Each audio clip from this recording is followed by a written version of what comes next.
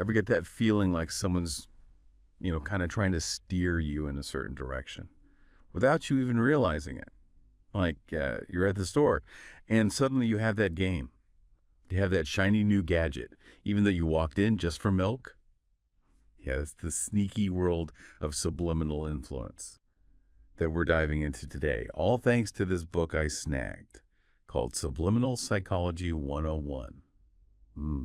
Now, this book, it isn't about flashy hidden messages or anything like that. It's more about the subtle stuff, the everyday cues we often miss. Like how certain stores pump in the smell of cinnamon rolls to make you crave sweets, or how companies use those sharp lines in their logos to project an image of authority and power. It's all about tapping into our subconscious mind. That part of us is always running in the background, making decisions without us even knowing. The thing is, this subliminal stuff, it's not always bad, right? In fact, the book argues it can be used for good, too. Yeah. Like, remember that time I was trying to convince my friend to finally try that new Thai place? And I just happened to be wearing a shirt with their logo on it that day. Coincidence, maybe, maybe not. But hey, he loved the food, so I'm calling it a win. But let's get serious for a second. This book dives into how subliminal psychology plays out in different parts of our lives. Take work, for example.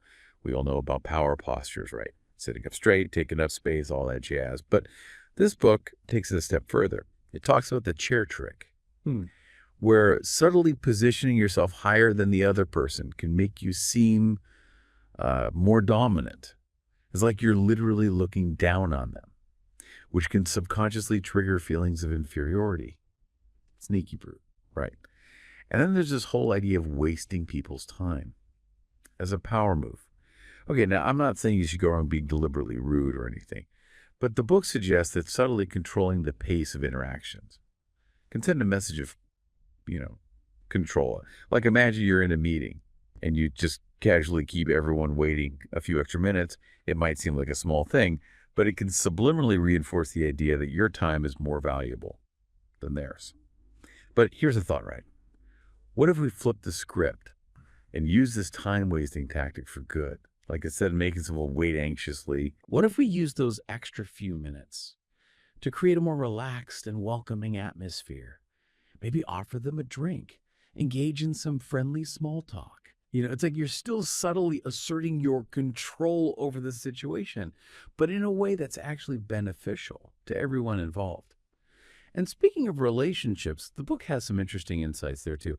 One thing that really struck me was this idea of using movement and music to de-escalate conflicts. It's like instead of matching your partner's angry energy with your own, you can try to shift the mood by putting on some calming music or engaging in some gentle physical activity. It might sound a little out there, but think about it. Someone's yelling at you and you just start like randomly doing yoga poses. It's bound to break the tension, right? But the book doesn't shy away from the darker side of subliminal influence either, like how it can be used in competition to gain an edge, shall we say. Now, I'm not going to go into any unethical tactics here, but let's just say that understanding how subliminal cues can affect someone's confidence or focus could be valuable in certain situations. But let's move on to something a little less intense. The book has a whole section on parenting, and it's full of, those aha moments that make you rethink everything you thought you knew about raising kids, like the importance of routine. We all know routines are good for kids, right? But this book takes it to a whole new level. It argues that predictable routines can actually help kids feel safer and more in control, which can lead to fewer tantrums and meltdowns. It's like you're creating a sense of order in their world, which helps them regulate their emotions and be more agreeable little humans. But here's where it gets really interesting. The book suggests that we can use the same principle of routine to subtly influence our kids' behavior. Like let's say your kid is refusing to do their chores. Instead of engaging in a power struggle, you can try simply handing them cleaning supplies and walking away. It's like you're not forcing them to do anything, but you're creating an expectation, a routine that eventually they'll just fall into. And then there's this whole concept of using rewards to encourage good behavior. But instead of just giving them a treat or a toy, the book suggests associating those rewards with specific stimuli. Like, let's say your kid loves a certain song. You can play that song every time they clean their room, and eventually they'll start to associate the positive feeling of the song with the act of cleaning. It's like you're hacking their brains to make them actually enjoy doing chores. But let's be real, one of the biggest challenges for parents is dealing with picky eaters. I mean, I've lost count of how many times I've tried to sneak vegetables into my kids' food, but this book offers some surprisingly simple yet effective subliminal tactics for dealing with this, like involving kids in the cooking process. When they help prepare the food, they're more likely to try it right. It's like they have a sense of ownership over the meal, so it's less intimidating. And then there's the classic trick of, cutting food into fun shapes. I know it sounds silly, but it actually works. When food looks more appealing, kids are more likely to eat it. It's all about making healthy eating more fun and less of a chore. But sometimes you got to get a little creative. Like, let's say your kid is obsessed with pizza. Well, next time you're making a salad, just call it pizza salad. And arrange the toppings in a pizza-like shape. They might not even notice the difference. And they'll be getting all those healthy nutrients without even realizing it. It's like subliminal nutrition. But you know enough about parenting for now. Let's move on to something a little more. Let's talk about seduction. Now, I'm not going to turn this into a dating advice podcast or anything, but the book does delve into how subliminal cues could be used to, spark attraction. And it's not all about cheesy pickup lines or flashing your pearly whites. It's actually much more subtle than that, like the importance of physical closeness. Now, I'm not saying you should go around invading people's personal space. That's creepy.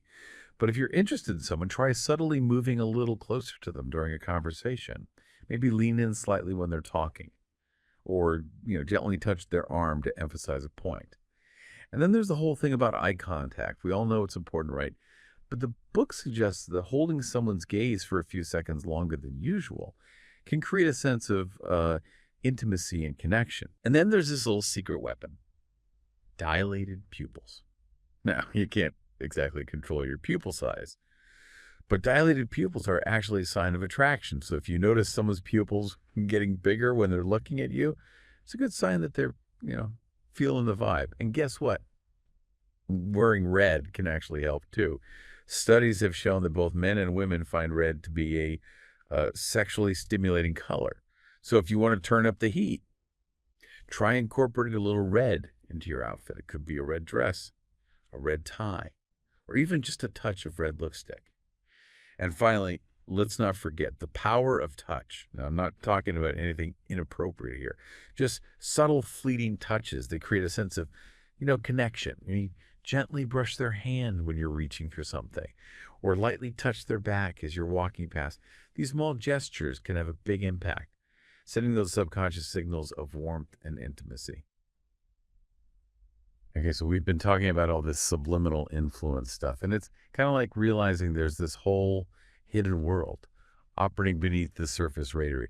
Makes you wonder how much of what we do, what we think is really our own choice, and how much is being nudged in a certain direction by these subtle cues that we barely even register. This book, Subliminal Psychology 101, it really gets you thinking about the power of the subconscious. Like the other day, I was at the park with my kids, and this other kid was having a total meltdown. His mom was trying to reason with him, but it wasn't working. Then she did something interesting. She started humming this little tune, and you know what? The kid gradually calmed down. It was like magic. Later, I asked her about it, and she said it was a song that they always listened to before nap time. So even though the kid wasn't consciously aware of it, the song triggered this sense of calm and relaxation. It's like his subconscious mind took over and just chilled him out. And it made me realize this subliminal stuff, it's not just about advertising or manipulation. It's about how we can use these subtle cues to create positive change in our own lives and the lives of those around us. Like, what if instead of yelling at our kids to clean their rooms, we played their favorite upbeat song? Or what if we use those calming scents like lavender to create a more peaceful atmosphere at home? It's like we're setting the stage for our subconscious minds to thrive, But let's not forget about the potential downsides. of subliminal influence. The book talks about how it can be used to exploit our vulnerabilities, to play on our fears and insecurities. It's like, imagine you're watching a political ad and they keep showing these images of crime and violence while they're talking about their opponent. Even if you don't consciously register those images, they can trigger a sense of fear and anxiety, which can then be associated with the opponent, making you less likely to vote for them. Sneaky, right. So how do we protect ourselves Yeah. from these kinds of subliminal attacks? Well, the book emphasizes the importance of self-awareness. It's like the more we understand about how our minds work, the better equipped we are to spot those subtle manipulations and, resist them. One thing that really resonated with me was this idea of paying attention to how others make us feel. Like if someone is constantly putting us down or making us feel insecure, that's a red flag. It doesn't matter how charming or charismatic they seem on the surface. Their subliminal messages are toxic. And we need to distance ourselves. It's like our subconscious minds are picking up on those negative vibes, even if we're not consciously aware of them. And it's not just about other people, right? We need to be mindful of our own self-talk too. If we're constantly criticizing ourselves, focusing on our flaws, telling ourselves we're not good enough, guess what? Our subconscious minds are listening and they're going to start believing it. It's like we're programming ourselves for failure. So how do we flip the script and start programming ourselves for success? Well, the book talks about the power of positive affirmations. It's like instead of saying, I'm so stupid, I'll never figure this out, we can try saying, okay, I'm having a little trouble right now, but I'm smart and I'm capable and I'm going to figure this out. It might sound cheesy, but trust me, those positive words can have a profound impact on our subconscious minds. It's like we're planting these seeds of confidence and self-belief. And over time, those seeds will grow and blossom. But sometimes positive affirmations aren't enough. Sometimes we need to take a more proactive approach to reprogramming our subconscious minds. And that's where self-hypnosis comes in. Now, I know what you're thinking. Hypnosis, isn't that some kind of mind control thing? But trust me, it's not as scary as it sounds. It's actually a very natural state of deep relaxation and focused attention. And the cool thing is, we can actually use self-hypnosis to access our subconscious minds and, plant those positive suggestions. The book provides some simple steps for self-hypnosis, like finding a quiet place, focusing on our breath, and repeating certain affirmations. It's like we're guiding our minds into a state of heightened suggestibility, where those positive messages can really sink in. And the thing is, self-hypnosis can be used for a wide range of things, from breaking bad habits, to boosting our confidence, to improving our sleep. It's like we're unlocking the hidden potential of our minds. But self-improvement isn't just about changing our thoughts and behaviors. It's also about changing our environment. The book talks about how we can use subliminal cues in our surroundings to create a more positive and supportive atmosphere. Like imagine you're trying to lose weight. You can put up motivational posters in your kitchen. Surround yourself with healthy snacks. And even play upbeat music while you exercise. It's like you're creating a subliminal environment that supports your goals. And it works the other way too, right? If we're constantly surrounded by negativity, stress, and chaos, it's going to be much harder to achieve our goals. So it's important to be mindful of the environments we create for ourselves, both physically and mentally. But sometimes the most powerful subliminal messages come from within. The book talks about the importance of listening to our intuition, that gut feeling that tells us what's right and what's wrong. It's like our subconscious minds are constantly picking up on cues that our conscious minds might miss. And they're sending us signals through our intuition. The problem is we often ignore those signals or dismiss them as irrational. But what if we started paying more attention to our intuition? What if we trusted our gut feelings more? The book suggests that by honing our intuition, we can make better decisions, avoid negative situations, and live more fulfilling lives. It's like we're tapping into this hidden source of wisdom that's always available to us. But developing our intuition takes practice. It's like we need to learn to quiet our minds, to listen to those subtle whispers from within. And it's not always easy. especially in our noisy, chaotic world. But the book offers some helpful tips for developing our intuition, like meditation, journaling, and spending time in nature. It's like we're creating space for our intuition to emerge. And you know what? Sometimes our intuition sends us messages through our dreams. The book has a whole chapter on dream analysis. And it's fascinating stuff. It's like our dreams are a window into our subconscious minds, and they can reveal hidden desires, fears, and even solutions to problems that have been stumping us. The trick is to remember our dreams and, interpret them correctly. The book provides some helpful techniques for dream recall, like keeping a dream journal by our bed and jotting down our dreams as soon as we wake up. And it also offers some insights into dream symbolism, like the recurring dream of being chased, which often represents feeling overwhelmed or out of control in our waking lives. It's like our subconscious minds are trying to tell us something, and it's up to us to decode the message. All right. So we've been on this deep dive, into subliminal psychology, right? And it's really gotten me thinking about how we can use this knowledge, not just to protect ourselves from, manipulation, but to actually level up our lives. I mean, think about it. If these subtle cues can influence our behavior without us even realizing it, imagine what we could achieve if we consciously harness that power. It's like we could reprogram our minds for success, happiness, whatever we want. One thing this book, Subliminal Psychology 101, really emphasizes is the power of self-hypnosis. Now, I know hypnosis sounds kind of out there, right? Like something from a cheesy movie. But the more I read about it, the more I realize it's actually a very natural state of mind. We all experience it every day.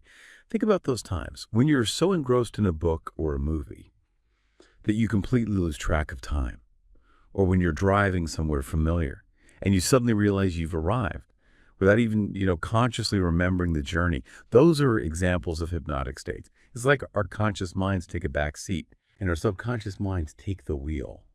And the cool thing is, we can actually induce this hypnotic state ourselves through self-hypnosis. It's like we can train our minds to enter this state of, heightened suggestibility, where we're more open to positive affirmations and suggestions. The book gives some really simple steps for doing this, like finding a quiet place, getting comfortable, focusing on your breath, and repeating certain affirmations. It's like you're planting seeds. And your subconscious mind, telling it what you want to achieve, what kind of person you want to become. And the thing is, self-hypnosis can be used for so many things. Breaking bad habits, boosting your confidence, improving your sleep, even managing pain. I mean, I was skeptical at first, but honestly, the more I read about it, the more I'm convinced that it's a powerful tool for, personal growth and transformation. The self-improvement isn't just about these fancy techniques like self-hypnosis or nature. It's also about the small everyday choices we make, the thoughts we allow ourselves to dwell on, the environments we create for ourselves. Like one thing the book talks about is the importance of being mindful of our self-talk. That constant stream of thoughts and commentary that's always running through our heads. Well, it turns out that those thoughts have a huge impact on our motivation, even our success, if we're constantly putting ourselves down, focusing on our flaws, telling ourselves we're not good enough. Guess what? Our subconscious minds are listening, and they're going to start believing it. It's like we're programming ourselves for negativity and failure. But the good news is we can reprogram our minds for positivity and success. It takes effort, sure, but it's totally possible. Start by becoming more aware of your self-talk. Notice the words you use, the tone you take with yourself. Are you being kind and encouraging, or are you being harsh and judgmental? Once you're aware of those self-talk patterns, you can start to shift them. When you catch yourself thinking negative thoughts, try to reframe them in a more positive light. Like instead of saying, I'm so stupid, I'll never figure this out, try saying, okay, I'm having a little trouble right now. But I'm smart.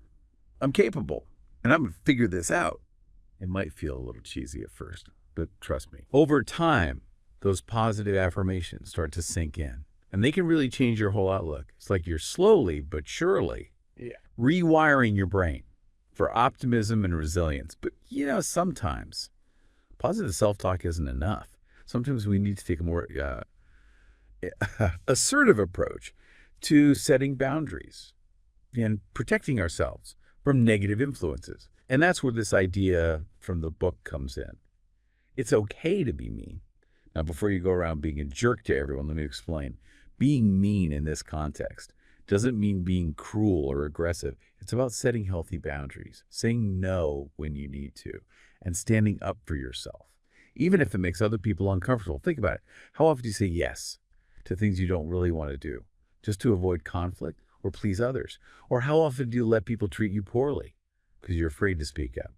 Being mean in this sense is about having the courage to prioritize your own well-being, to protect your time and energy, and to demand the respect you deserve. It's about recognizing your worth and refusing to let others take advantage of you. And you know what? Sometimes being a little mean can actually strengthen your relationships in the long run. Because when you set clear boundaries, people know where they stand with you, and they respect you more for it. So as we wrap up this deep dive into the world of subliminal psychology, I want to leave you with this final thought.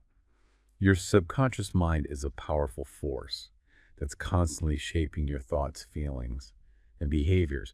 But the good news is you're not just a passive recipient of these subliminal messages. You have the power to choose which messages you let in, which thoughts you dwell on, and which behaviors you reinforce by becoming more aware of the subtle influences at play, both from within and from the outside world.